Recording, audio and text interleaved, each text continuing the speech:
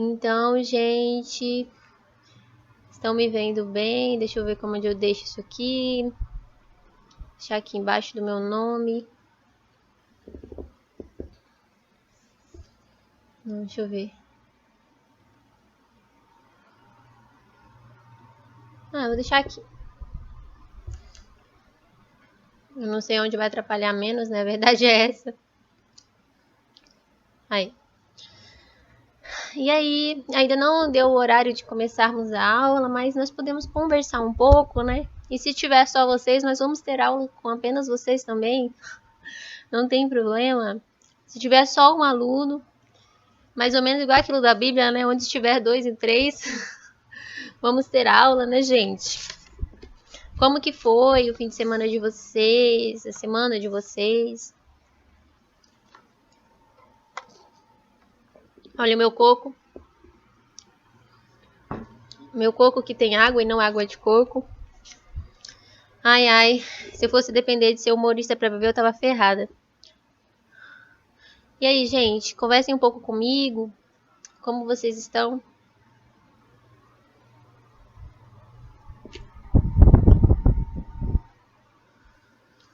Tá bem, Guilherme? Que bom.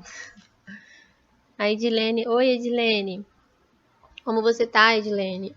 Acho que é a Edilene que tem 2 aulas no mesmo dia, né, Edilene? Não sei como que funciona. São no mesmo horário essas aulas?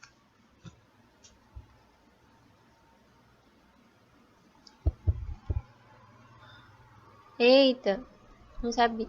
Quer dizer, eu sabia porque vocês me informaram, né? Vocês conseguiram ter acesso às notas de vocês, gente? Entendi. Sim. Você tá pensando em sair, Guilherme? Guilherme. Ele tá perguntando se vai ficar gravado. Então ele tá... Oi, Edilene, o que você acha disso? Né? Eu vou até acompanhar aqui pra ver se você vai continuar na aula. Sim, gente, eu sempre gravo. A última aula, ela também foi gravada. Eu só não postei porque eu não tava muito bem. Eu tava meio mal na última aula. Eu tava assim... Sabe o que eu tava sentindo? Falta de ar na última aula. Eu falava com vocês assim, me faltava ar, sabe? E então, assim, eu acho que, sei lá, não foi muito legal a aula. Como eu já tinha começado, né? Ficaria chato eu falar, gente, não vou conseguir continuar, não tô bem. Mas eu até meio que me arrependi, porque realmente não tava bem. Isso aí, Guilherme. É bacana. Vocês participarem é muito bacana, gente. Mas igual eu falei, eu daria aula para um aluno, se tivesse um aluno também, sem problema nenhum. Deixa eu falar, tá tendo muita interferência por conta do ventilador? Eu não tô conseguindo gravar no meu escritório, gente. Quando eu vou gravar, só quando eu vou gravar o vídeo. O ventilador tá atrapalhando? Tá tranquilo? Maravilha. Vamos esperar um pouco, mas quando der 7h30 eu vou ter que começar, né? Eu não vou ter como também ficar enrolando demais. Eu mudei, olha só. O que eu fiz nesse slide, pessoal? Aqui eu trouxe agora um slide para o G2, porque o outro slide já estava bem extenso e eu não queria misturar, né, G1 com G2, para vocês não se confundirem na hora de estudar. E o que aconteceu? Nesse slide de G2, diferente do G1, eu coloquei apenas o que a gente vai estudar agora, no G2, tá? No G1 eu tinha colocado o conteúdo de todo o semestre, dessa vez eu decidi colocar apenas a ementa desse semestre. Então aqui, ó, nós temos a ementa que nós estudaremos na G2. A bibliografia básica é a mesma, tá, pessoal? Igual eu falei pra vocês. Eu gosto muito do Alexandre, né? Porque esse aqui, ó, esse esquematizado, eu acho assim que ele é bem detalhado. Eu gosto muito da linguagem dele. Eu acho mais simples. O Borba, ele é mais direto, assim, sabe? Se você quer ler algo assim que é mais, assim, sem muita, digamos assim, enrolação, porque ele é mais direto. Então, eu gosto do Borba nesse sentido. E ele acaba tendo, assim, mais ilustrações e tal. Esse Carrasa aqui, a linguagem dele é um pouquinho mais complexa, sabe? Mas eu também gosto da doutrina dele, só que a linguagem dele é um pouco mais complexa. Não leia apenas uma doutrina, depende muito do assunto. Tem assunto que eu vou lá ler o Alexandre e penso, não me identifiquei muito com a linguagem dele nesse assunto. Aí eu vou ler o outro, o Borba, e falo, nossa, ainda tá... Então, assim, dependendo do assunto, eu vou ler o Alexandre, dependendo do Carrasa, dependendo do Borba. O Sabag... eu ainda não vou dizer pra vocês, assim, que eu, sabe, eu tô dando preferência pros demais. Mas, assim, vocês, cada pessoa, né, é uma pessoa. Você tem que analisar qual doutrina você se identifica melhor. Entende? Eu sou uma pessoa, vocês são outras pessoas. Talvez vocês se identifiquem com doutrinadores que eu não me identifico tanto. Mas, assim, se vocês quiserem ler todas também, tá ótimo. Melhor ainda, entende? Mas é isso, pessoal. Sobre as doutrinas, né? Então, a bibliografia é a mesma, né? Do primeiro semestre. Gente, já tá quase na hora, hein, de começarmos. You are now muted. Peraí. You are now unmuted. Boa noite, Lucas. Tudo bom? Eu tava explicando aqui pra ele sobre a questão da doutrina, da questão de quem quer ler, né? Não sei se todos estão acompanhando pela doutrina. Mas é isso. Eu tento deixar o slide bem completo, gente. Vou ser bem sincero, eu tento deixar o slide bem completo, assim, sabe? Tento reunir as informações mais importantes, mas eu gosto de um slide mais completo. Para que vocês, a partir do slide, tenham uma noção legal. Porque muitos, às vezes, vão ter acesso só ao slide. Tem professor que eu acho que gosta do slide mais enxutinho, né? Vai de professor para professor, né? Então, eu não sei como vocês preferem, sabe? Como vocês preferem?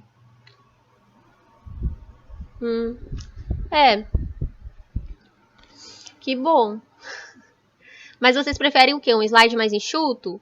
Ou um slide mais detalhado?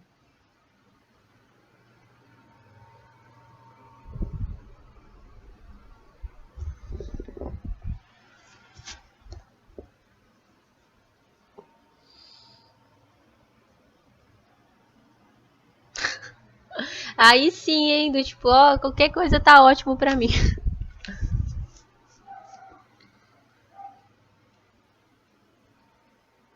Ótimo, gente, que bom. Aí, tá ótimo, então. Se vocês estão satisfeitos assim, então tá ótimo.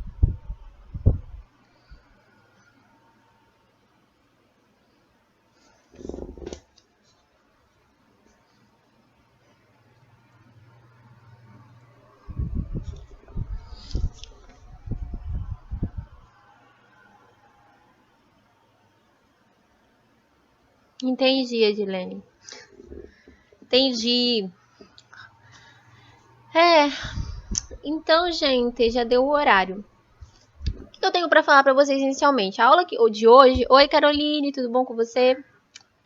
Gente, a aula de hoje nós estudaremos sobre competência tributária. O que acontece?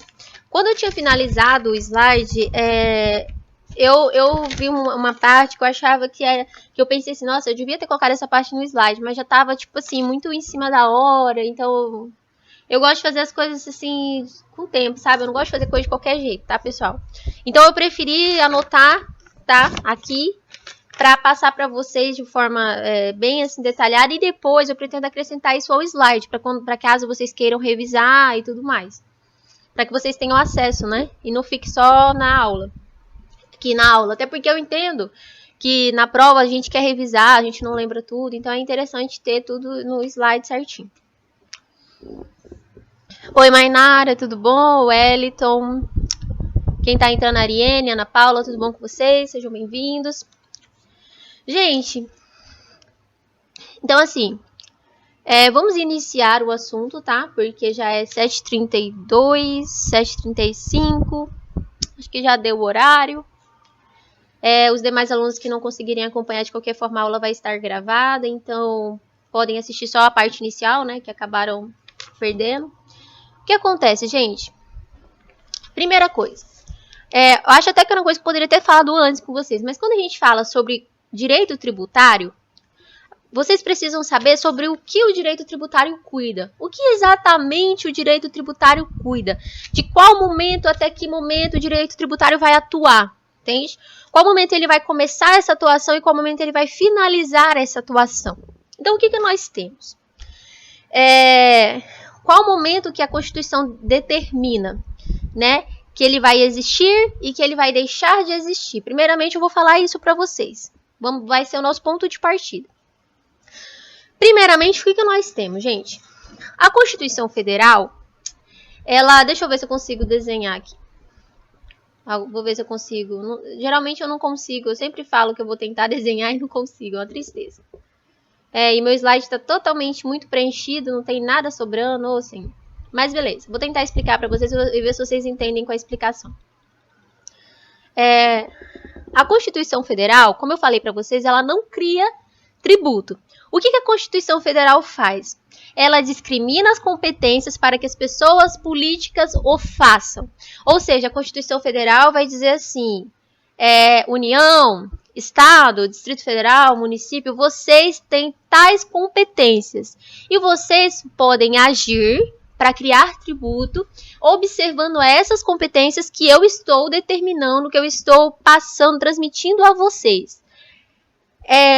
De acordo com a competência de cada um, eles não são obrigados, tá? Eles podem fazer querendo fazer, tá? Então, assim, a Constituição determina e eles têm essa opção de escolha se vão ou não, né, tributar.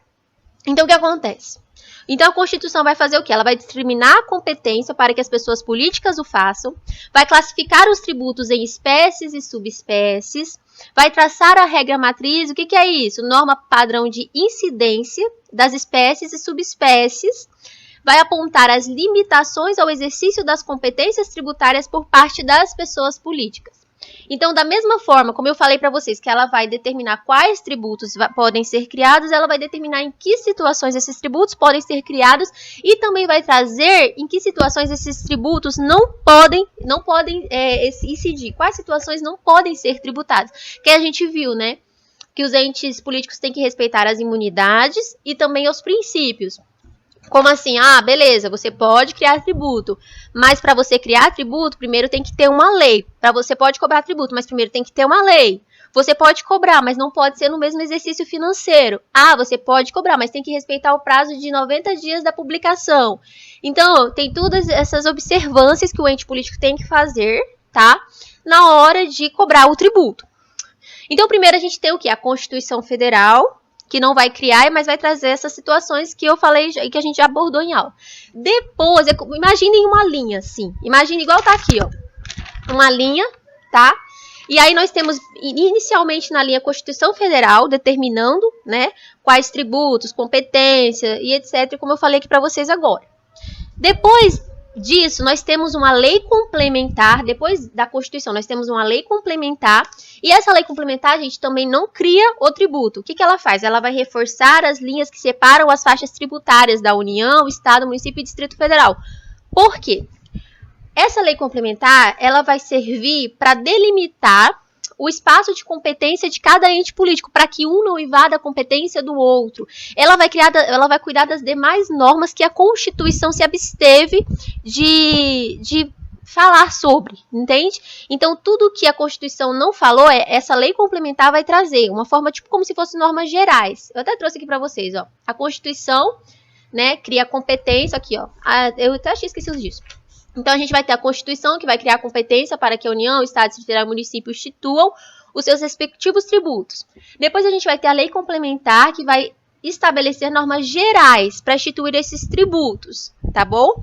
Depois disso, a gente vai ter aí que o tributo vai ser criado. A gente vai ter a lei da pessoa política competente, ou seja, a lei que eu, União, vou trazer, ou eu, Estado, ou eu, Distrito Federal, ou eu, município, que geralmente é lei ordinária, mas existem algumas situações que vai ser lei complementar também, que vai ser, eu até trouxe no slide para vocês, no caso, por exemplo, do empréstimo compulsório e dos impostos residuais. Aqui, esses que estão aqui com esse vermelhinho, é para saber quais são os casos que exigem lei complementar.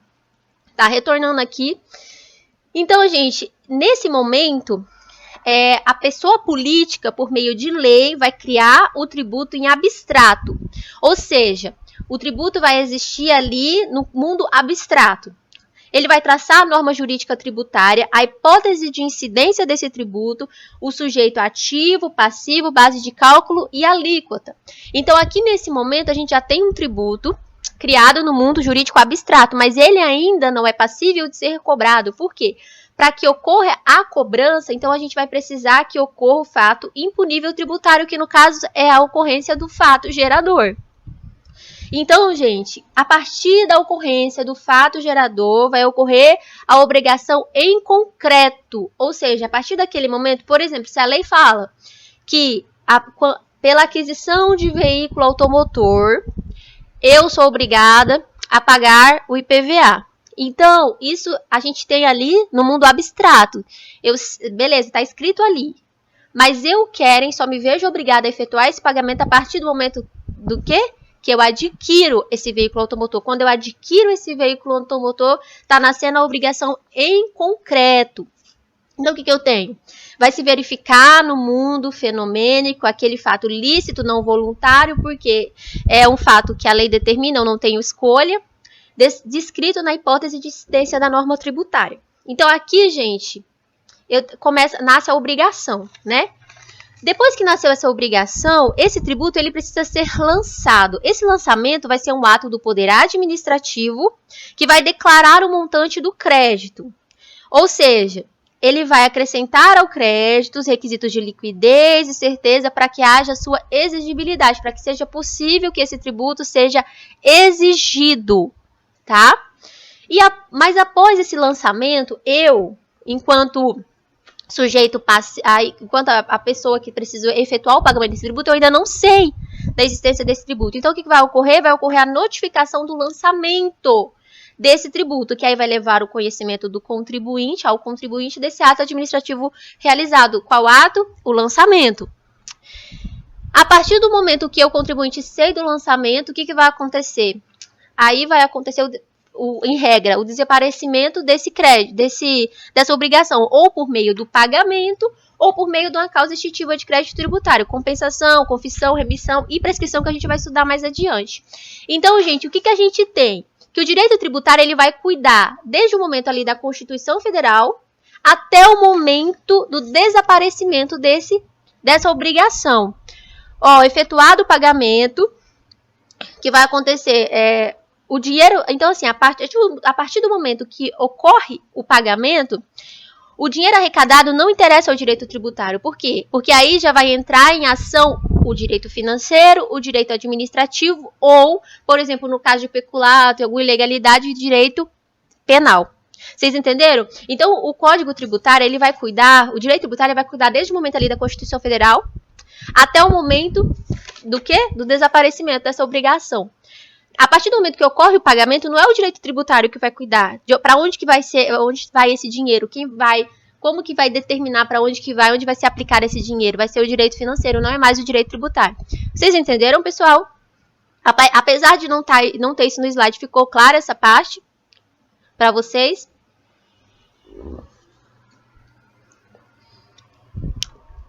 Gente, se vocês tiverem dúvida, podem falar, tá?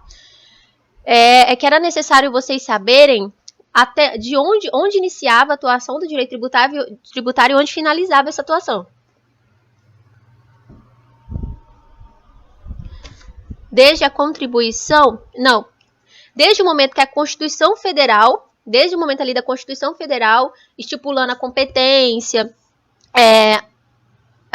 traçando a regra matriz, apontando as limitações, até o momento do desaparecimento dessa obrigação, que vai ser por meio do pagamento. Gente, e aí essa questão do desaparecimento é interessante porque, caso você não faça esse pagamento de forma voluntária, você pode ser compelido a efetuar o pagamento desse tributo.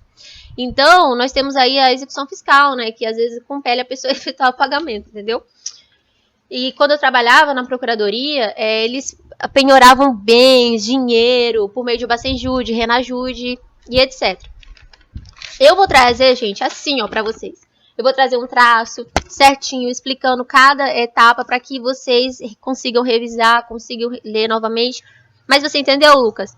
Desde o momento ali que a Constituição Federal traça a competência, quem tem competência, qual ente político, delimita as limitações, até o momento do desaparecimento dessa obrigação por meio do pagamento ou por meio de alguma causa extintiva do crédito tributário, que a gente vai estudar.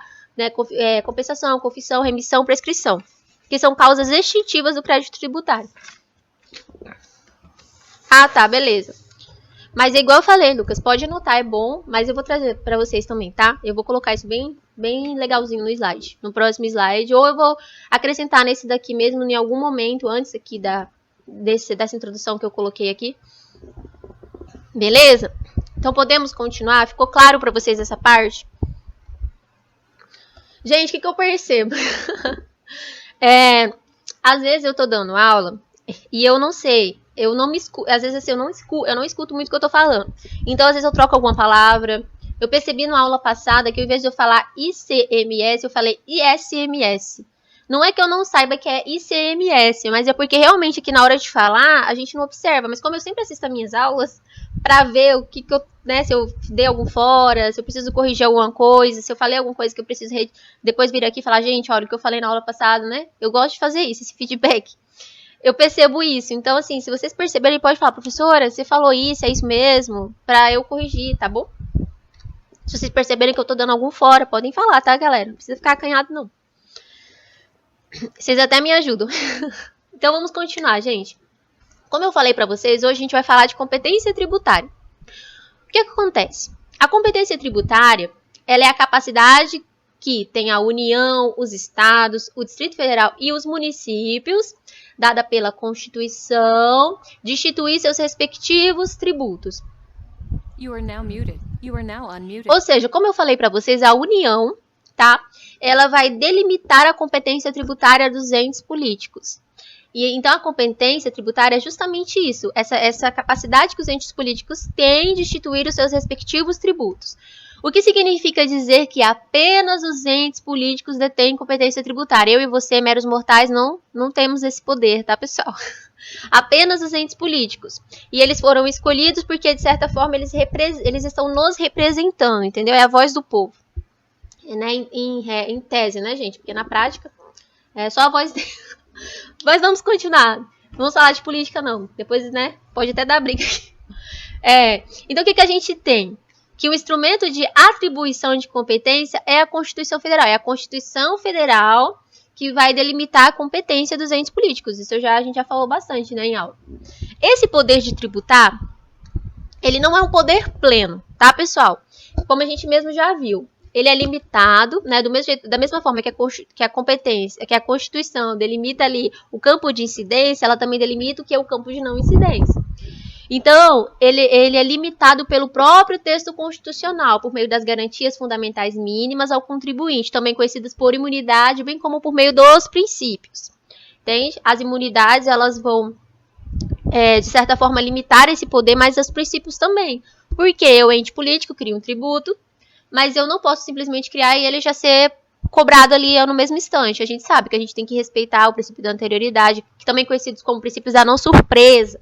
Anterioridade, noventena, para que eu saiba que eu devo pagar um tributo. Você imagina, do nada, amanhã, Lucas, você tem que pagar um tributo, do nada. Tipo assim, gente, eu já não tenho dinheiro para pagar nem as contas que eu sei que eu tenho que pagar. Imagina a conta chegar do nada, aí ferrou, entendeu? Então, assim, a gente precisa ter ciência para nós nos prepararmos, né, para efetuar o pagamento das contas, óbvio, dos tributos, né? Então, o que acontece?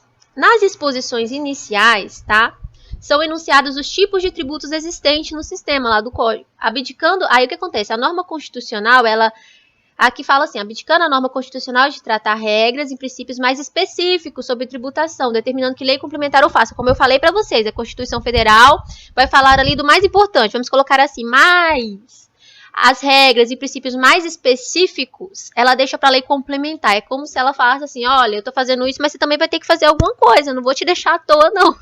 Então, a lei complementar, ela vai ter que complementar, como o próprio nome já diz, ela vai ter que complementar, tá?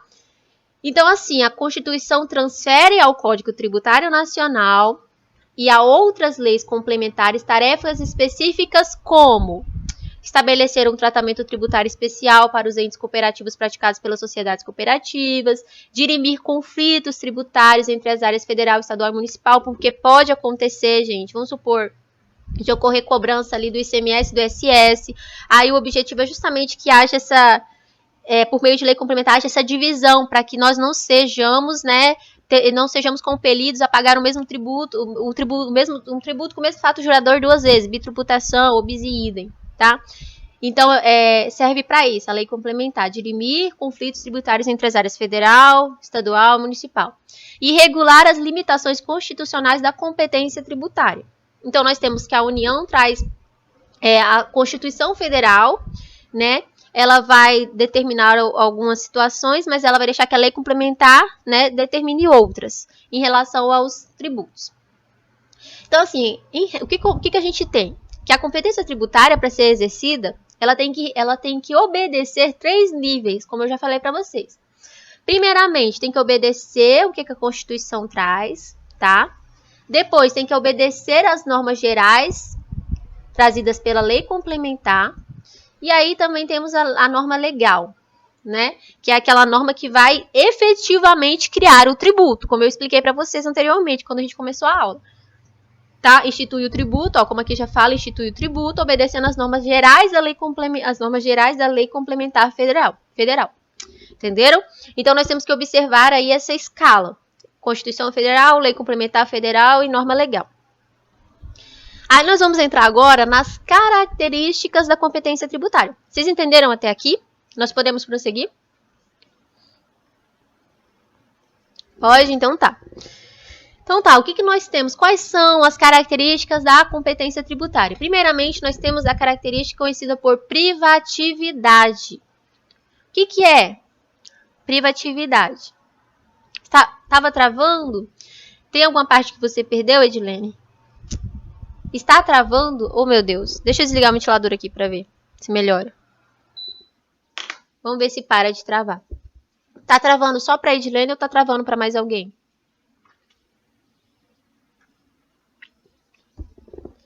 Gente, pra mim não parece estar travando aqui, tá tranquilo.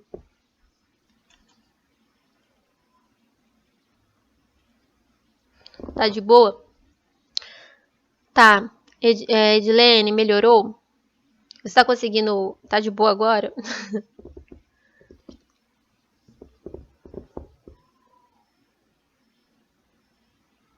Tá. De qualquer forma, Edilene, vai ficar gravada, tá?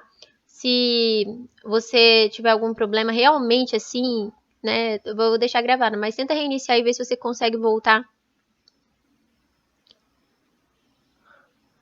Tá? Tá, gente, vamos continuar.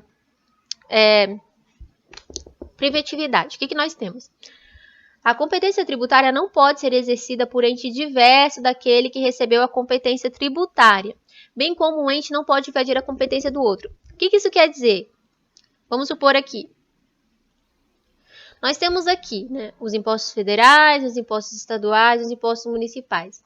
Quando a gente fala da privatividade, a gente está dizendo que cada um tem o seu respectivo imposto para que não haja briga, para que não haja confusão, para que cada ente saiba o que tem que fazer, tipo, cada um no seu quadrado.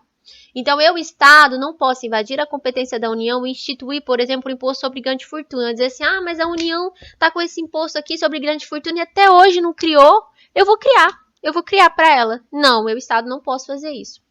Tá, pessoal? E isso aqui é tão, assim, interessante porque vamos supor que eu, Estado, decida instituir, criar algum tipo de tributo que não é de minha competência. Aí, vamos supor, o Estado criou aqui um imposto sobre grande fortuna. Alguém veio e pagou esse imposto. Essa pessoa reclamou, né, lá no Poder Judicial e falou assim, olha, no Judiciário falou assim, olha, eu fui compelida a pagar esse tributo, mas quem tá me cobrando é o Estado. E não pode ser o Estado, porque isso é um imposto federal. O que vai acontecer, gente? Caso isso aconteça, esse tipo de tributo criado, ele vai acontecer como se ele nunca tivesse existido. Vai ocorrer uma nulidade e o efeito dessa nulidade vai ser ex tunc. Não sei se vocês já ouviram falar em efeito ex tunc e efeito ex nunc. Vocês já ouviram falar alguma vez? Porque é um termo muito utilizado para o pessoal de direito, né? Eu não sei aqui para o pessoal de administração e contabilidade. Direito empresarial. Então, a gente costuma dizer, para ficar mais claro, que o efeito ex tunc é assim, ó, testa. Então, ou seja, ele retroage. E o efeito ex nunc é nunca. Ele só vale dali para frente. Quando acontece uma situação onde um ato é anulado e o efeito ex tunc, ele vai retroagir desde o momento que aquele ato foi criado e vai fazer com que nenhum dos atos que ocorreram tenham validade. Agora, quando o efeito é ex nunc, ele não vai retroagir. Ele vai ser anulado e a partir só daquele momento que ele foi anulado que ele começa a correr. Por exemplo, vamos supor aqui. Como aqui o efeito vai ser ex tunc, né? Se eu paguei imposto sobre grande fortuna e o ente que me cobrou não era competente para a instituição desse tipo de tributo, eu vou ter que ser ressarcida desse valor que eu paguei. Se o efeito fosse ex nunc, eu não seria ressarcida, eu só não precisaria pagar dali do momento que foi anulado em diante.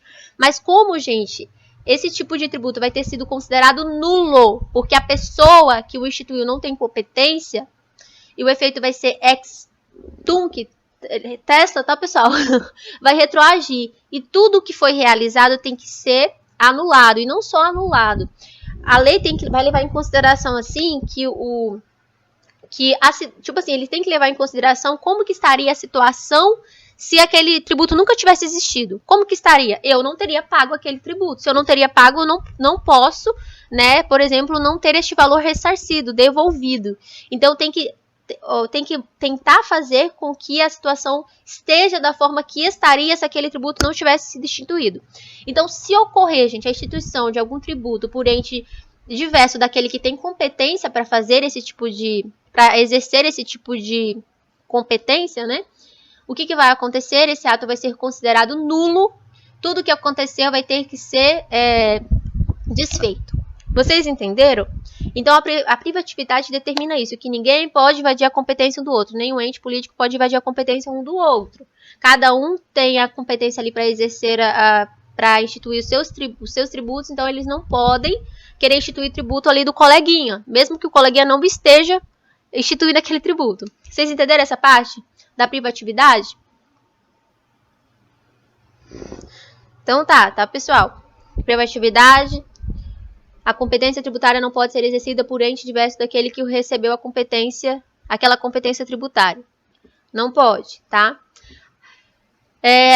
Até porque, separe e pensa, a Constituição determinou isso. Qual sentido teria se a Constituição traz quais são os entes que têm competência para exercer aquele tipo de... para instituir aquele tipo de tributo, se outro ente pudesse fazer isso? Entende? Meio que ia ser desnecessário o que está contido na Constituição Federal. Seria letra morta. Qual seria o sentido, né, da da Constituição Federal ter se preocupado em fazer esse tipo de serviço se isso não fosse levado a sério? Então, gente, uma das características da competência tributária é essa privatividade. Tá bom? Aí nós temos agora a outra característica, que é indelegabilidade. Ou seja, o poder para legislar de forma plena, legislar, fiscalizar e arrecadar sobre determinado tributo é indelegável. Pertence apenas ao ente da federação que recebeu aquele poder concedido pela Constituição Federal. Logo, a competência tributária não é patrimônio absoluto da pessoa política que a titulariza. Ou seja, o que isso quer dizer? Eu tenho aquela competência. Geralmente quando alguém te dá alguma coisa, o que você entende? Se a pessoa me deu, por exemplo, eu ganhei esse coco, eu posso fazer o que eu quiser com esse coco. Eu posso dar para outra pessoa esse coco, porque é meu. Se é meu, eu posso até jogar fora. Aqui, na questão da competência atribuída pela Constituição, não. A Constituição não aceita isso. Ou seja, esse poder não é absoluto, porque eu não posso dispor exatamente da forma que eu desejar. Ou seja, eu não posso delegar. Mas assim, querem tudo é indelegável? Vamos acompanhar aqui para vocês verem que não é bem tudo é indelegável. Peraí. A atribuição constitucional de competência tributária compreende a competência legislativa plena, ressalvadas as limitações contidas na Constituição Federal, nas Constituições dos Estados e nas leis orgânicas do Distrito Federal e dos municípios e observado o disposto nesta lei. Parágrafo único. Os tributos cuja receita seja distribuída no todo ou em parte a outras pessoas jurídicas de direito público pertencerá à competência legislativa daquele a que tenha sido atribuídas. Antes de eu falar para vocês sobre o que posso delegar e o que não posso, deixa eu falar sobre essa parte aqui, só para a gente seguir a ordem aqui do slide. O que acontece, gente? Boa parte dos impostos, tá? Presta atenção porque é impostos. Boa parte dos impostos tem o produto de sua arrecadação repartido com outro ente. E isso não altera a indelegabilidade, tá? Você ter o produto da arrecadação repartido com outro ente não vai alterar não vai ferir essa indelegabilidade. Nós não estamos delegando esse poder de tributar, nós estamos apenas, de certa forma, delegando essa receita, repartindo essa receita, mas não está ferindo essa característica da indelegabilidade, porque o poder de tributar continua sendo indelegável. Só eu posso, por exemplo, vou dar um exemplo para vocês entenderem melhor.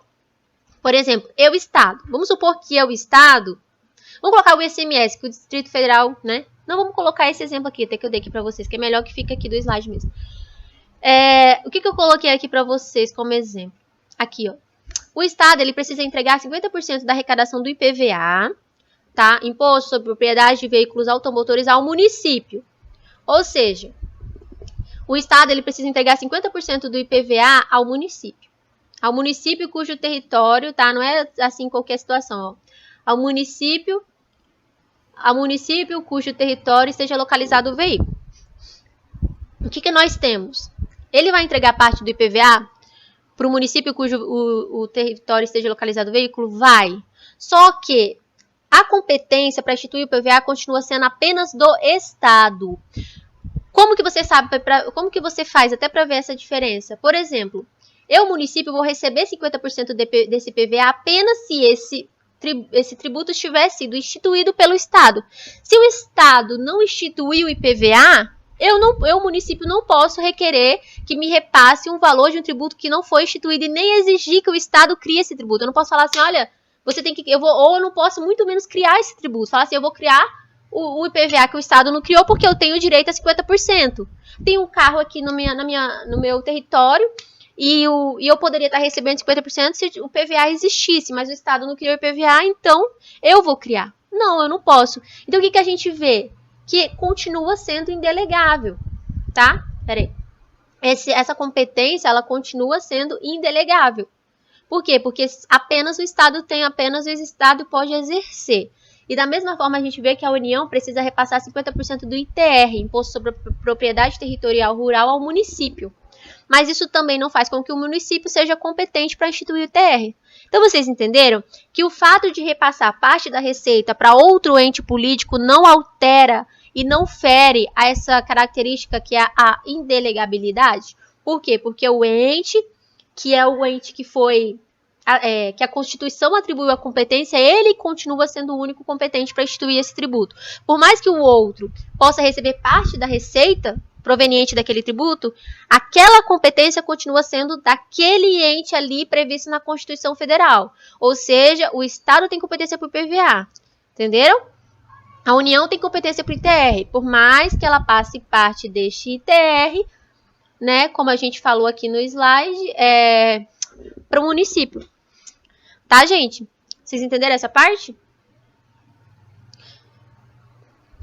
Então tá. Então se cair em alguma prova, indelegabilidade, por exemplo, repassar parte da receita fere o poder a característica da indelegabilidade, não fere. Porque uma coisa é repassar a receita, outra coisa é repassar a competência. Agora voltando àquela parte que eu falei para vocês, o artigo 7º fala assim: a competência tributária é indelegável, salvo a atribuição das funções de arrecadar ou fiscalizar tributos ou de executar leis, serviços, atos ou decisões administrativas em matéria tributária. Tem uma parte aqui que ficou até mais clara que eu coloquei. Deixa eu ver onde eu coloquei. Aqui.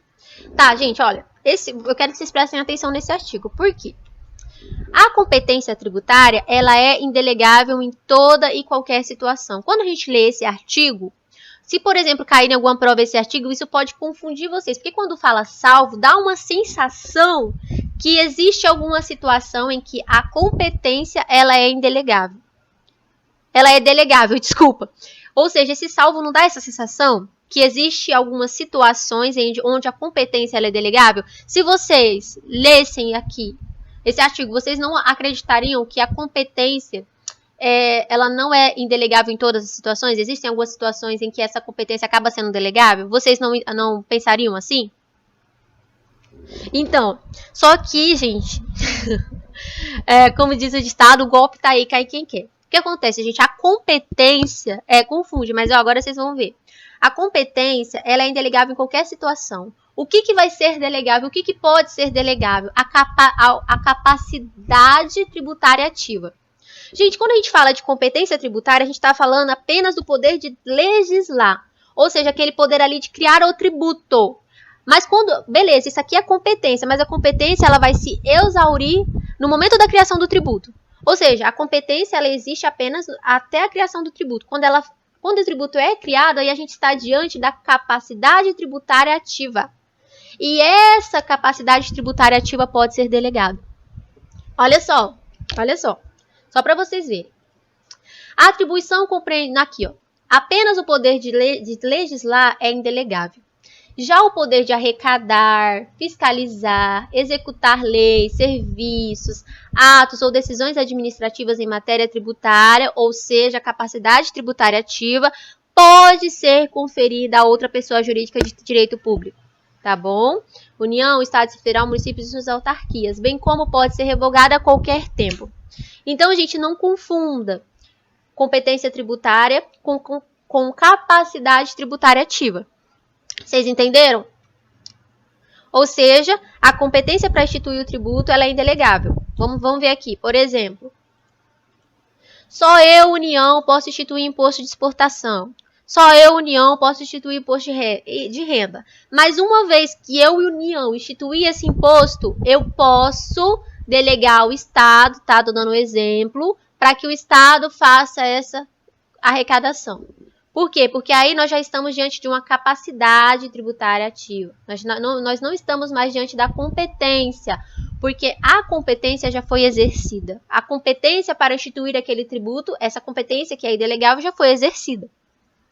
Tá? Então, assim, se cair em alguma prova, a competência tributária é delegável, errado, ela é indelegável. Agora, se for uma prova onde vocês possam discorrer sobre o assunto, aí vocês podem fazer essa separação. Qual é a hipótese que pode ser delegável e por quê? Porque aí nós estaremos diante de uma capacidade tributária ativa, não mais da competência tributária. Vocês entenderam, pessoal? Vocês entenderam essa parte? Sim. Podemos prosseguir, ficou tranquilo, realmente?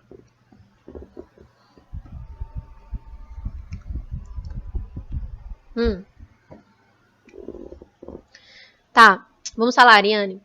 Para você, Ariane, é assim. O que acontece, Ariane? A Constituição Federal, ela determina qual ente tem competência para o quê. Ela, igual eu falei para vocês, ela vai discriminar as competências para que as pessoas políticas instituam os tributos.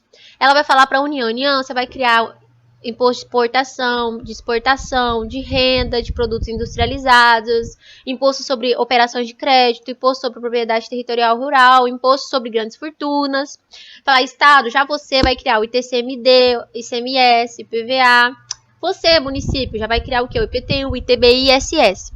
Ou seja, isso daqui, gente, é a competência. Aqui, até a criação desse tributo, nós estamos diante da competência tributária, que só aquele ente que a União determinou pode exercer. Por quê? Porque ela é privativa. Desculpa. Mas, no momento que eu, União, já criei aquele tributo, ou seja, já exerci essa competência tributária, então aí a gente já passa para a parte da capacidade tributária ativa, tá? E essa capacidade tributária ativa, ela sim pode ser delegada. Ou seja, essa competência tributária de instituir, de criar esse tributo, não. Enquanto o tributo não foi criado, ninguém mais pode criar aquele tributo, entenderam? Mas a partir do momento que aquele tributo passa a existir, ela vai existir ali no mundo abstrato, essa capacidade tributária ativa, por exemplo, para arrecadar, fiscalizar, executar, decisões administrativas, aí sim pode ser delegado. Pode ser delegado a outra pessoa jurídica de direito público, como União, Estado, Distrito Federal, município e suas autarquias. Entendeu agora, Ariane? Então, existe essa diferença da competência para a capacidade. E outra observação. Essa atribuição, tá? Que é essa delegação, ou seja, ela compreende as garantias e privilégios processuais que competem à pessoa jurídica de direito público, que a conferiu. Só para ficar claro para vocês. Eu, União, tenho aí uma garantia, eu tenho um privilégio, eu tenho um prazo em dobro para responder algum processo. Se eu delego essa minha capacidade tributária ativa a outro ente, o que vai acontecer? Esse outro ente também vai fazer jus a esse privilégio, entendeu? Esse ente também vai fazer jus a esse prazo estendido aí processual. Então, os privilégios, as garantias atribuídas àquele ente, no momento da delegação dessa capacidade tributária ativa, vai se estender para aquele outro ente que está respondendo agora em nome, né, do originalmente competente para aquilo, tá? Então, assim, vamos supor, vamos voltar aqui para esse quadro. Eu, União, decido delegar a minha capacidade tributária ativa aqui do IR para o Estado. A partir do momento que eu faço isso, o Estado, ele vai ter as mesmas garantias que eu tenho. Se eu tenho, por exemplo, igual eu falei, o prazo em dobro para responder, o Estado vai ter também. Por quê? Porque, segundo a lei, a atribuição compreende as garantias e os privilégios processuais que competem à pessoa jurídica de direito público que a conferir. Tá bom? Depois, essa atribuição ela pode ser revogada a qualquer tempo por ato unilateral da pessoa jurídica de direito público que a tenha conferido. Eu posso delegar, mas ao mesmo tempo eu posso retirar. A qualquer tempo. Ah, beleza, eu quero que você faça isso pra mim, mas mudei de ideia, não quero mais. Me devolve esse meu direito, entende? Não constitui delegação de competência ou cometimento a pessoas de direito privado do encargo ou não da função de arrecadar tributos. Atos de meio, atos preparatórios e não de arrecadação de tributo. É como eu falei pra vocês, tá? Esses atos relacionados à capacidade tributária ativa podem ser delegados. Tá? E como aqui já fala, não constitui delegação de competência e cometimento a pessoa de direito privado do encargo da função de arrecadar.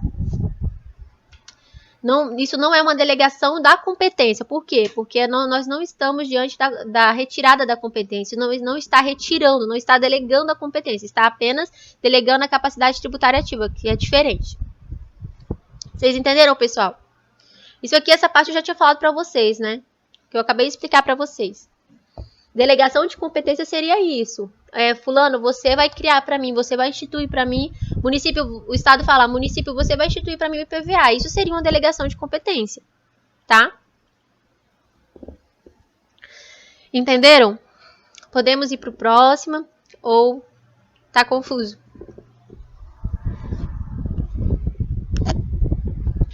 Vamos para a próxima, gente.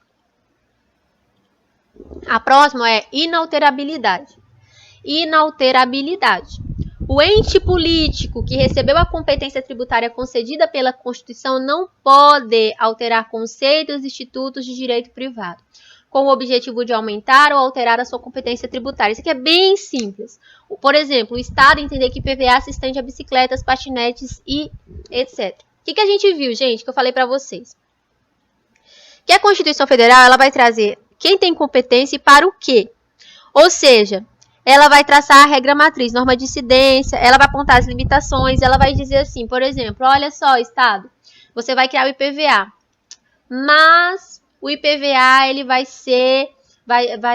incidir sobre propriedade de veículos automotores. A partir do momento que a Constituição falou isto, determinou isso, eu, Estado, não posso dizer assim, olha, Constituição legal, você falou que o IPVA vai incidir sobre veículo automotor, mas eu entendo que patinete é veículo automotor, eu entendo que bicicleta é veículo automotor, e aí? Tipo assim, o Estado não pode fazer isso, entende? Por quê? Porque ele não pode alterar aquilo que a Constituição dispôs. Ele tem que se ater ao que a Constituição determina. Você pode criar IPVA? Pode. Mas o IPVA vai incidir sobre o veículo automotor. O que o ente político pode fazer? Ele pode não escolher não tributar sobre todos os fatos que a Constituição trouxe. Mas escolher alterar, não. Por exemplo, eu já trouxe esse exemplo para vocês até em aula. Vamos supor aí... Aqui, ó. Vamos supor esse daqui. Cadê? ITCMD. Imposto sobre transmissão, causa-morte e doação sobre quaisquer bens de direito. Eu acho que é esse mesmo. O que acontece? A Constituição Federal determinou que o Estado pode criar o ITCMD, que é o Imposto sobre Transmissão, Causa-Morte e Doação sobre quaisquer bens. A partir do momento que ela fala quaisquer bens, ela está determinando assim, olha, Estado, você pode tributar tanto doação de bens imóveis, quanto doação de bens móveis. Só que, gente, quem pode mais, pode menos. Nessa situação, tipo assim, beleza, eu posso criar sobre doação de bens móveis e imóveis, mas eu decido que eu só quero tributar sobre bens móveis. Mas por quê? Porque, gente, eu estou dentro daquilo que a Constituição sobre dentro do poder que a Constituição me deu. Entende? Ela me deu o poder de tributar sobre bens móveis e imóveis, mas eu não sou obrigada a tributar sobre os dois. Eu posso escolher tributar apenas um. Sobre bens, por exemplo, só imóveis. Mas eu não posso, por exemplo, aqui, diante do IPVA, que a Constituição fala que apenas só pode tributar sobre veículo automotor, decidir que veículo automotor é algo diverso daquilo que realmente é. Por quê? Porque uma bicicleta não é um veículo automotor. Então, gente, igual falou aqui, o ente político que recebeu essa competência não pode alterar. Entenderam, gente? É bem simples isso daí. Não pode alterar, ele pode, beleza, ele pode escolher não tributar sobre tudo. Se ele pode escolher não tributar, por exemplo, o imposto sobre ganho de fortunas até hoje não existe, quem dirá não tributar sobre todas as situações que a Constituição traz, mas ele não pode alterar, entende? Ele pode, igual eu falei, tributar só sobre bens imóveis, mas ele não pode vir aqui no IPVA e determinar que bicicleta é IPVA, porque isso estaria alterando o que a Constituição trouxe. E uma das características da competência é inalterabilidade. Vocês entenderam essa parte, pessoal?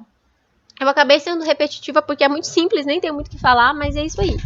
Mas se vocês tiverem ficado com dúvida, podem falar, tá? Podemos ir para o próximo? Ficou clara essa parte? Sim, tranquilo? Se tiver ficado com dúvida, tá? Pode falar, gente. Por mais que seja simples, pode ser simples para mim, mas, né? O próximo, irrenunciabilidade. A competência pode não ser exercida pelo ente político que a possui, mas não pode ser renunciada. Ou seja, vamos supor, o imposto sobre ganho de fortuna até hoje não foi criado, né? Só que o presidente, ele não pode falar assim, o imposto sobre ganho de fortuna não foi criado até hoje, então eu vou renunciar. Eu não quero, não preciso disso não. Ele não pode. Por quê? Porque a competência tributária é irrenunciável. Embora eu não exerça, eu não posso renunciar, tá? Eu não sou obrigada a exercer, mas eu também não posso renunciar. Então, assim, o presidente renunciar ao poder de tributar sobre grandes fortunas. Também simples, tá? A Constituição colocou ali, vai ficar ali. Se a pessoa não quiser exercer aquele poder, beleza, ela não exerce. Mas também abrir mão não pode. Tá bom, gente? Ficou tranquilo? Essa parte também bem simples, irrenunciabilidade.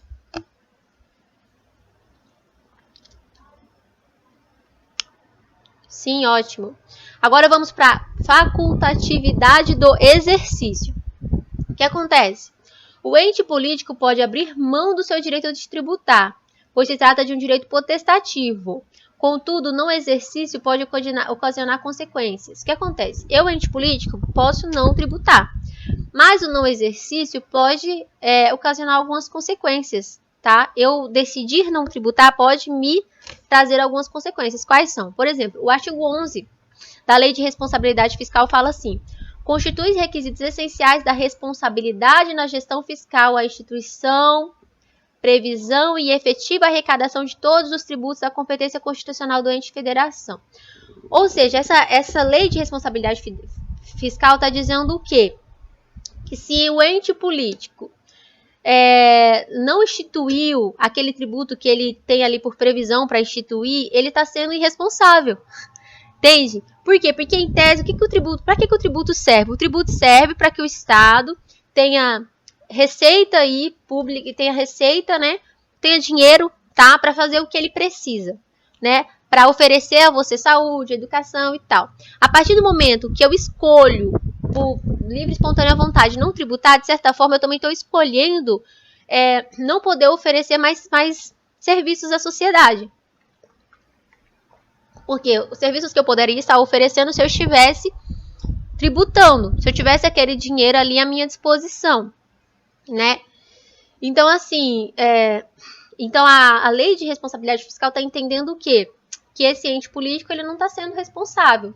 Por quê?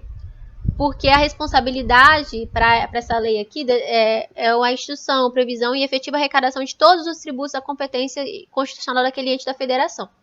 Então, assim, é vedada, caso esse ente opte por não tributar, o que vai acontecer? É vedada a realização de transferências voluntárias para o ente que não observa o disposto no caput no que se refere aos impostos. Se o ente escolhe não instituir, não arrecadar um determinado tributo, beleza, você pode fazer isso? Pode. Mas diante dessa atitude dele, por exemplo, ele não pode fazer jus a transferências voluntárias. O que são transferências voluntárias? Doações. Por exemplo, o Estado precisa de alguma doação da União para alguma coisa, alguma necessidade minha. Então, eu não vou fazer jus a essa doação se eu não estou efetivamente cobrando todos os tributos que eu deveria cobrar. O que a União vai entender? Peraí, você não cobra o tributo porque não quer e agora quer me ajuda? Vai cobrar o tributo que você tinha que cobrar. Se você tivesse cobrando esse tributo, se você tivesse instituído esse tributo, você não estaria aí passando por essa dificuldade. Você teria o dinheiro do tributo e não precisaria da minha doação. Até um exemplo que eu vi, gente, por exemplo, a União decidiu não criar um imposto sobre grandes fortunas. Só que para ela é indiferente, porque ela vai receber doação de quem? Do Estado? Do município? Ou seja, essa consequência para ela ficou sem sentido. Agora, já para o Estado, para o município, essa consequência pode sim pesar. Entende? Porque pode acontecer desses precisarem dessa doação. E se eles não estiverem agindo assim, se eles, por exemplo, não tiverem criado aquele tributo que eles eram competentes, se eles não estiverem efetivamente, arrecadando esse tributo, eles vão acabar não fazendo jus a esse benefício que, no caso, por exemplo, a transferência voluntária. Então, o que acontece? Entende-se, para efeito dessa lei, entende-se por transferência voluntária a entrega de recursos correntes ou de capital de outro ente da federação a título de cooperação, auxílio ou assistência financeira, que não decorra de determinação constitucional, legal ou os destinados ao Sistema Único de Saúde. Vocês entenderam essa parte? Vocês entenderam que o ente político ele pode abrir mão desse poder de tributar, mas caso ele faça isso, ele pode sofrer algumas consequências, como essa que eu falei para vocês, a questão deles não fazerem jus às transferências voluntárias, que são doações realizadas por outro ente da federação, caso eles necessitem. Tá, pessoal? Vocês entenderam essa parte? Mas, mesmo que tenha essa situação, tá, gente? De certa modo, uma consequência, mas não é bem uma consequência para obrigá-los a exercer esse tipo de... tipo assim, a obrigá-los a, por exemplo, tributar. Porque essa é Calma, deixa eu respirar aqui que eu tô até embolando. Querendo falar tanta coisa ao mesmo tempo que eu tô até embolando. Pera aí. O que acontece? Esse tipo de consequência, tá? Não é para compelir, para obrigar, mas é apenas tipo assim, não faz sentido Estado estar pedindo uma doação se eu não estou efetivamente cobrando os tributos que eu deveria estar cobrando. Então, assim, para que eu realmente demonstre que eu tô precisando dessa doação, eu tenho que estar fazendo tudo ao meu alcance. Eu tô cobrando os tributos e mesmo assim não tô tendo dinheiro suficiente. Você pode me ajudar, União? Aí é um negócio assim, só pra, tipo assim, não faz sentido você tá me pedindo uma doação se você não tá fazendo a tua parte, entende?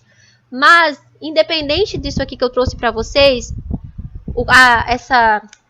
esse exercício, ele continua sendo facultativo, não é obrigatório. Eu, ente político, não tenho obrigação de instituir, de cobrar aquele tributo. É um direito meu facultativo. Tá, gente? Vocês entenderam essa parte? Alguns entendem como consequência, tá? Alguns doutrinadores entendem como consequência porque, se eu preciso de dinheiro e não recebo, poxa, é uma consequência. Mas não serve para isso. O objetivo não é compelir a exercer, não é obrigar a exercer, a tributar, não é isso. É apenas, tipo, poxa, por que você tá pedindo dinheiro se você, não tá fazendo a tua parte?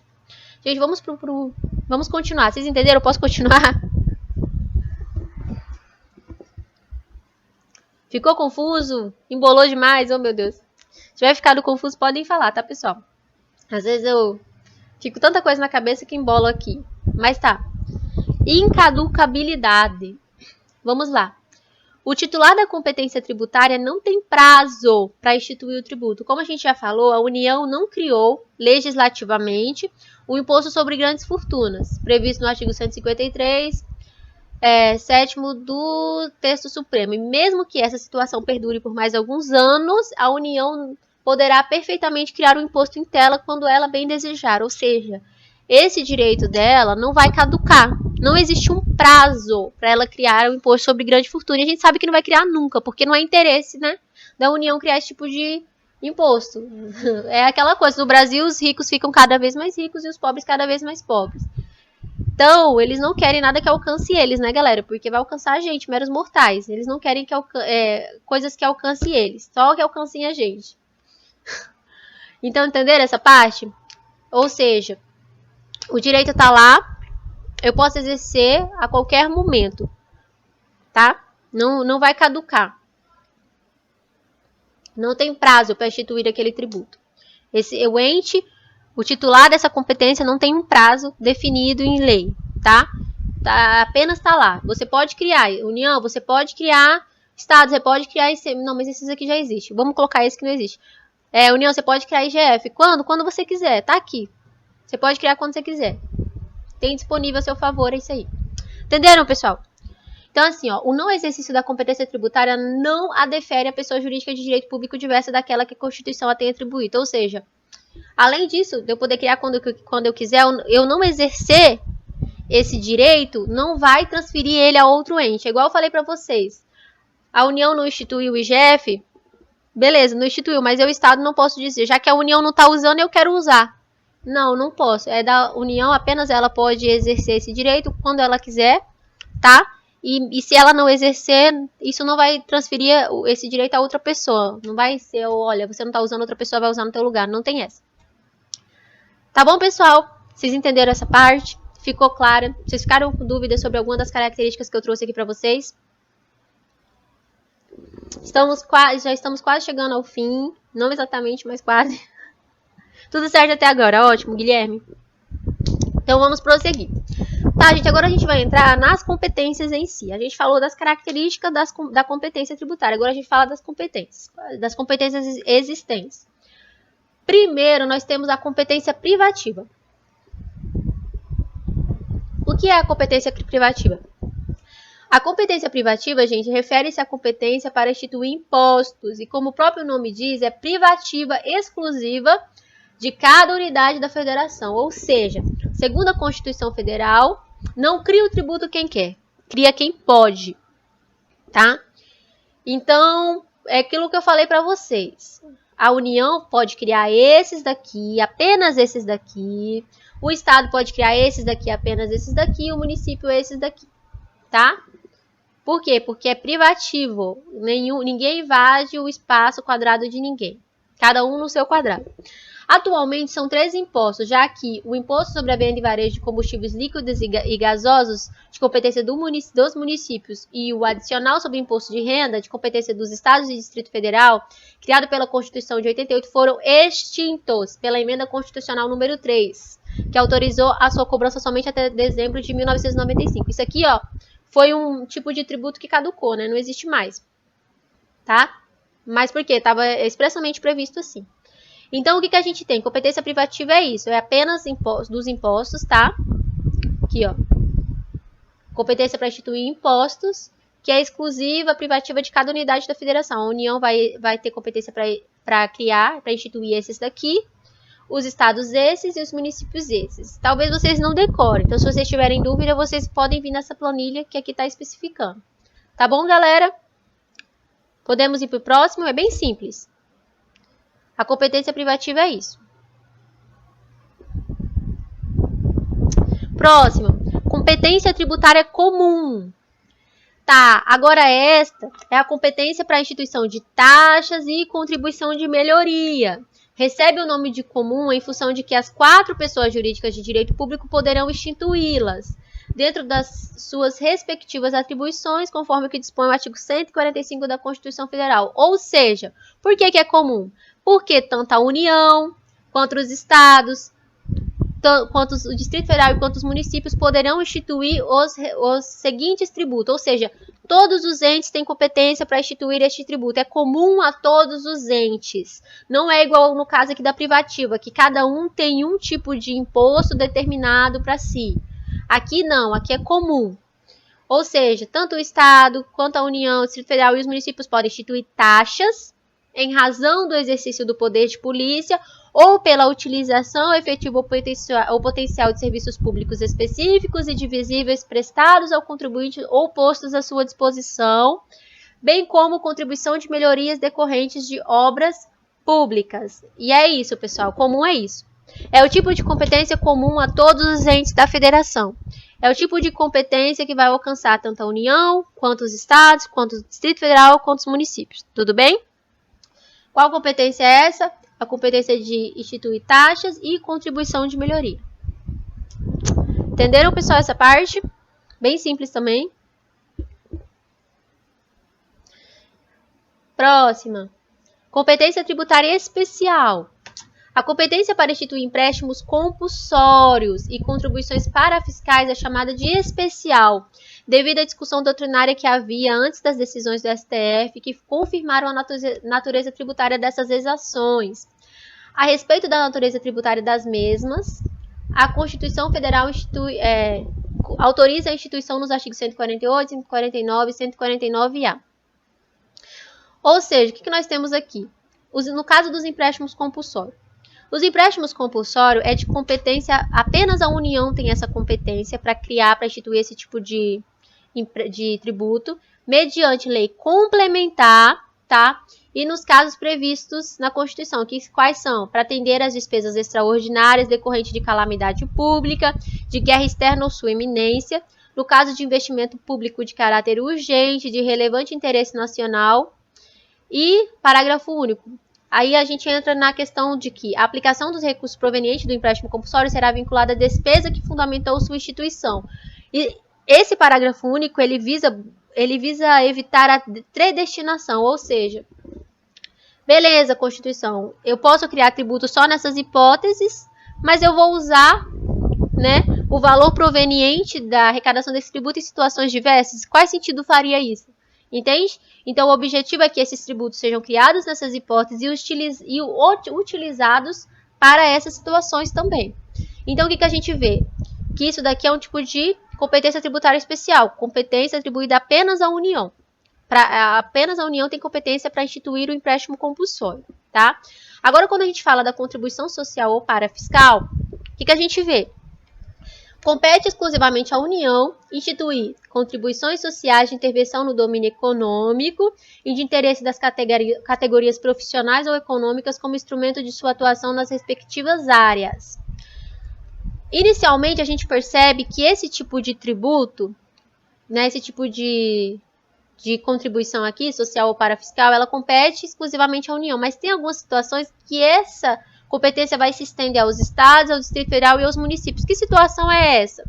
Ou seja, isso a gente vai ver lá no parágrafo único. Os estados, o Distrito Federal e os municípios instituirão contribuição cobrada de seus servidores para custeio em benefício destes do regime previdenciário de que trata o artigo 40, cuja alíquota não será inferior à da contribuição dos servidores titulares de cargos efetivos da União. O que eu tenho, gente?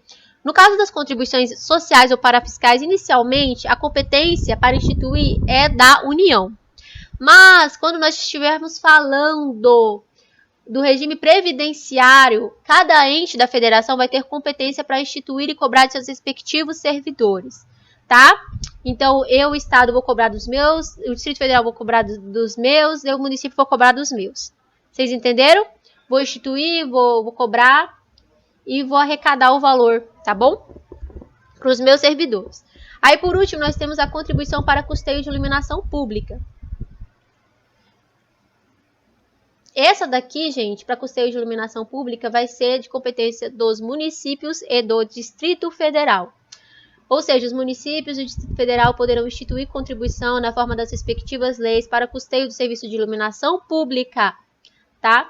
É facultada a cobrança da contribuição a que se refere o caput na fatura do consumo de energia elétrica.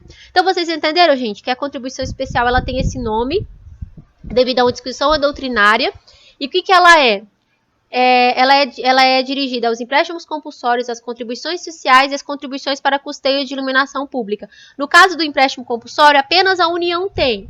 No caso da contribuição social ou parafiscal, em tese é a União que tem, mas existem algumas coisas algumas situações, em que essa competência vai se estender aos estados, ao Distrito Federal e aos municípios. E nós temos, por último, a contribuição para custeio de iluminação pública, que é atribuída aos municípios e ao Distrito Federal. Vocês entenderam, gente? Essa parte é bem dizer o que está no slide mesmo, bem teórica, não tem assim, né? É bem isso aqui que eu estou falando para vocês. Se vocês ficarem com dúvida, é repassar realmente o conteúdo, mas é isso aqui. Tá? É uma competência especial porque é destinada apenas a algum ente específico, tá? E em uma situação específica. Agora, essa daqui é a última, tá, pessoal? Não, eu acho que tem mais umas duas, ó. Nós temos agora a competência tributária residual. Essa competência, o que que ela é? O Constituinte quis deixar a possibilidade de que novos impostos fossem criados, além daqueles já previstos nas competências privativas da União, dos Estados, do Distrito Federal ou municípios. Ou seja, a Constituição quis fazer o quê? Que fosse possível, né, a criação de novos impostos além desses daqui, ó, tá? Esses daqui que já são atribuídos à União, aos Estados e aos municípios. Mas é assim, beleza, ela deixou essa possibilidade, mas ela não deixou essa possibilidade para ser exercida pela União de qualquer forma. A Constituição Federal trouxe a possibilidade de criação de novos impostos, além daqueles que eu trouxe ali no quadro para vocês, mas a União precisa observar alguns requisitos para que ela exerça, para que ela faça jus a esse direito, né, de criar esses novos impostos. Ó, igual eu falei para vocês, ao atribuir, no entanto, essa competência à União, faz exigências que deverão ser observadas. A primeira, necessidade de lei complementar que exige a maioria absoluta do Congresso Nacional para sua aprovação. Segundo requisito, obrigação de que tais impostos sejam não cumulativos e que não tenham fato gerador ou base de cálculo idênticos aos dos impostos já discriminados na Constituição Federal. Não cumulativos. Tá? Não podem ser cumulativos e não podem ter base de cálculos e fato gerador iguais a esses daqui, ó, tá? Que já existem aqui. Depois, essas exigências que eu trouxe para vocês estão previstas no artigo 154.1 da Constituição Federal, onde diz que a União poderá instituir, mediante lei complementar, impostos não previstos no artigo anterior, desde que sejam não cumulativos, não tenham fato gerador ou base de cálculo próprio nos discriminados nessa Constituição. Entenderam, gente, essa parte? Então, a Constituição Federal, ela permite à União a criação de novos impostos, além daqueles ali onde ela já tem competência para criar, né? Além desses daqui, né? Que ela já possui competência para criar, para instituir. Só que, caso ela queira fazer jus a esse direito, caso ela queira criar um imposto diferente, diverso desses daqui que ela já possui competência, ela vai precisar observar esses 3 requisitos aqui, tá? Ela não pode fazer assim de qualquer maneira, ela precisa observar esses 3 requisitos. Além da competência residual para instituir novos impostos, a Constituição também permite, em seu artigo 195, que a União crie novas contribuições para a Seguridade Social, além daqueles já previstos nos incisos do artigo 154. Diferente dos impostos, aqui o STF exige apenas que a criação seja por meio de lei complementar.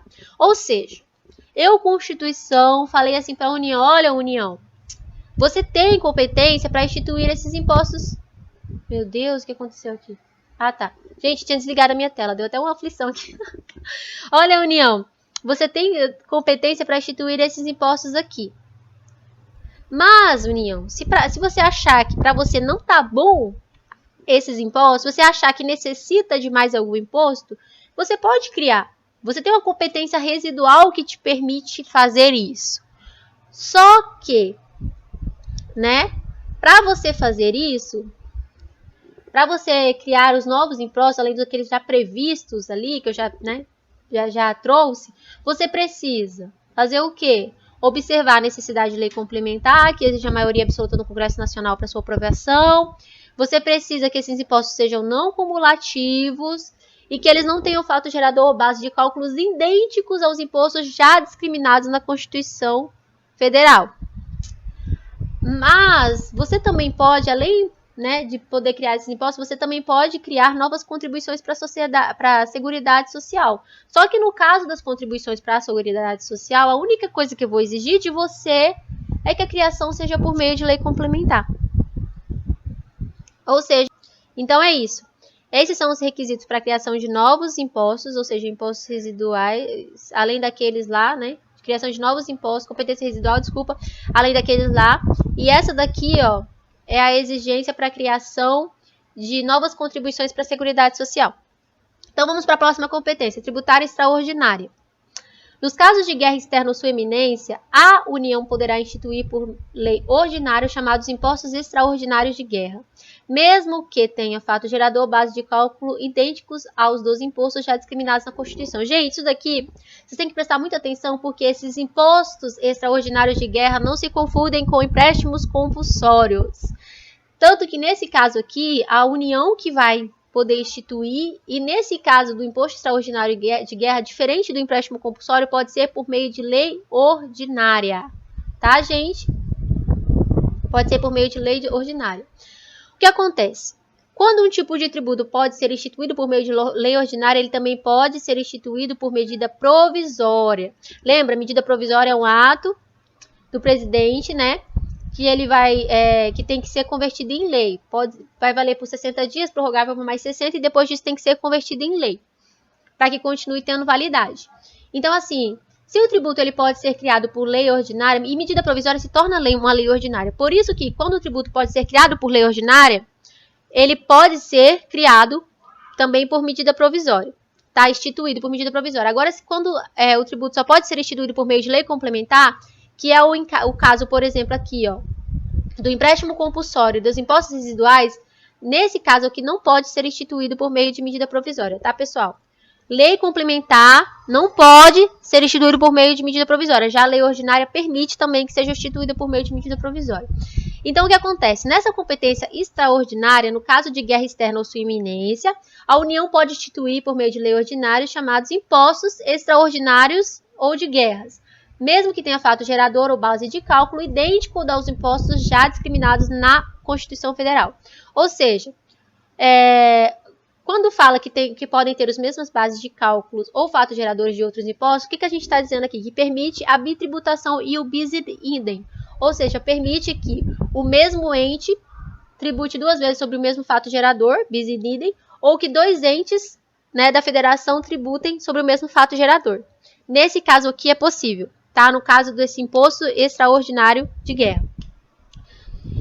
Esse imposto, diferente do empréstimo compulsório, como eu falei para vocês, não se confunde com o empréstimo compulsório, ele não é restituível. No empréstimo compulsório, o que a gente tem? Que ele tem que ser devolvido. Nesse imposto, não, ele não é restituível, é um imposto. Do mesmo jeito que você não devolve, né, o IPVA, você não devolve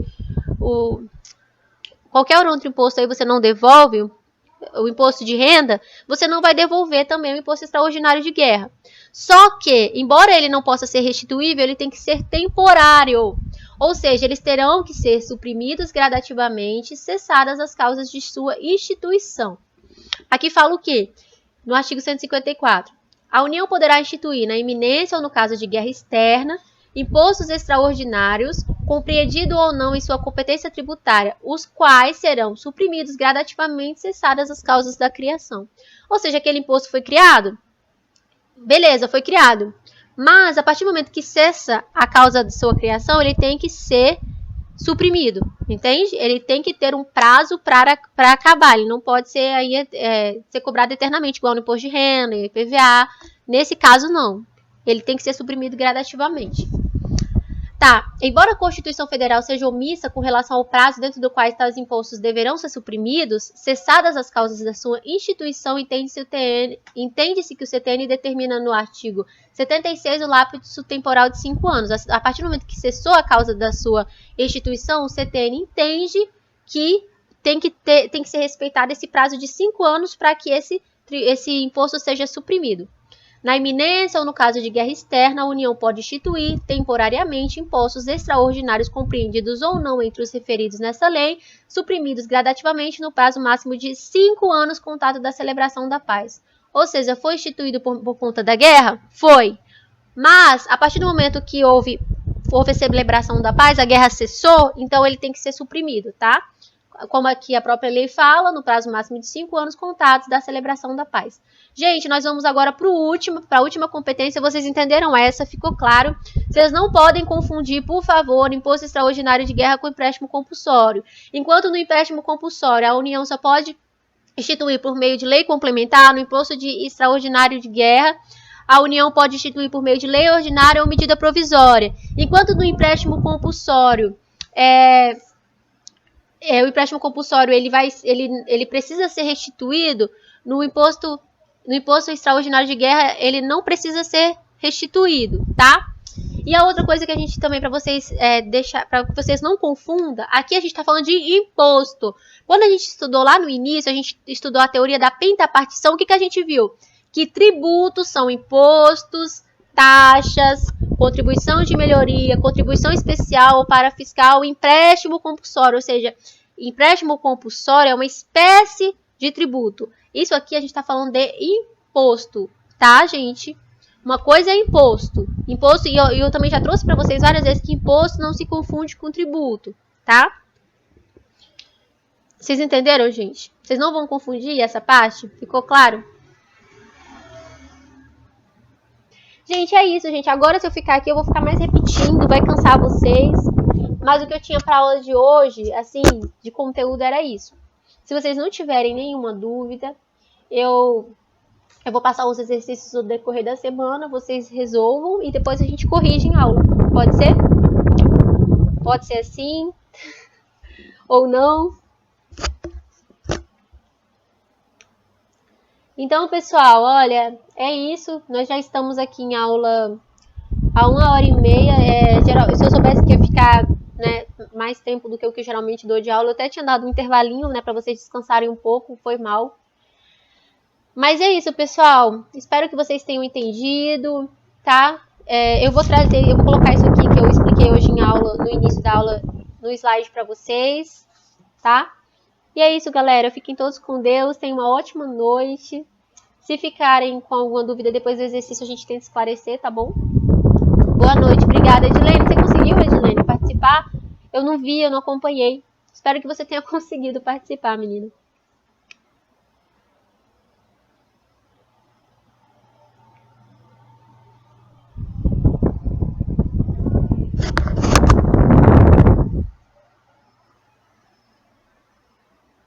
Ah, tá, que bom. Que bom que você conseguiu participar. Não sei se é bom não ter tido a outra aula, mas que bom. Um beijo, pessoal. Fiquem todos com Deus. Até a próxima aula. Boa noite, boa noite.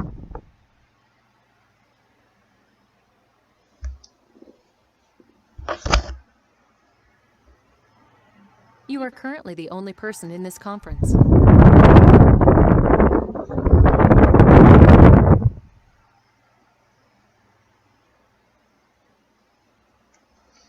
Tchau, galera. Tchau.